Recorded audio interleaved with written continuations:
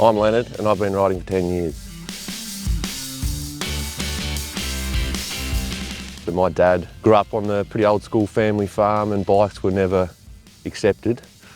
So he won a competition, actually won his first dirt bike, and always kept them hidden.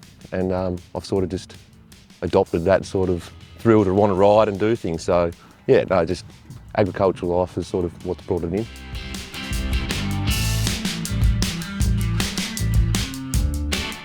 Old 125 Suzuki Ag bikes mostly, so nothing special, but still got the original ones, so still chuffing along well. Real low geared, I mean they're designed to push cows up, so real low range.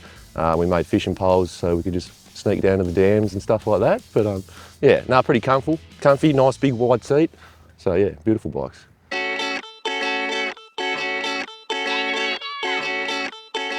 I would have been 16 when I got my L's, so I commuted a lot, and this was actually the bike that I got at the time. So this has taken me to school and everything most days. It's a 96 660 XT single, yeah, so fairly thumpy. Not bad, a little bit of torque, but yeah, certainly don't have the top end power that I'd like. He's just clicked over 67,000 Ks on this trip, so he's getting along.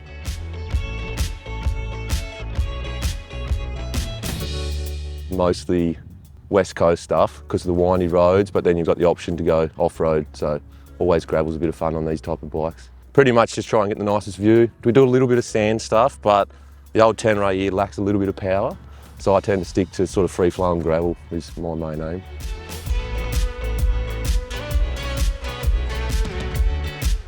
Well, I went for a ride on the GS 750, and I think that's pushing me. I'd probably go the 1250 though for Tassie roads, but yeah, that's probably the perfect cross bike for me and for where I live, yeah.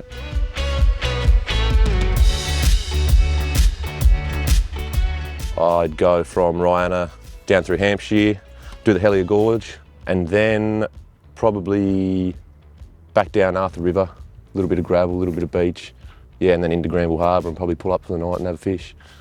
And then come along down south, back into Hobart and back up over the lakes is probably my ideal lap. And it's doable in a day, but it depends how hard you want to push.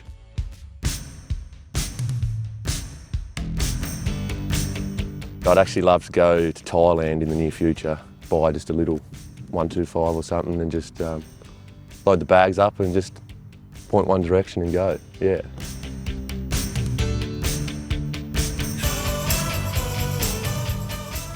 So it's a sort of broad spectrum of bikes and backgrounds, but in the last few years we've all sort of focused on quad biking.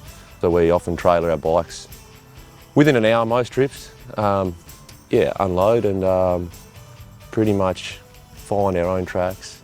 A bit of fishing, a little bit of prospecting. I tend to sit back and watch most of that. We often take a rotisserie and do a nice spit. So yeah, get the camp set up, get the fire going, get that on and then hit the river usually how it goes. There's plenty to explore and a lot of tracks haven't been explored for a long time, so it's always interesting. You never know what you're in for.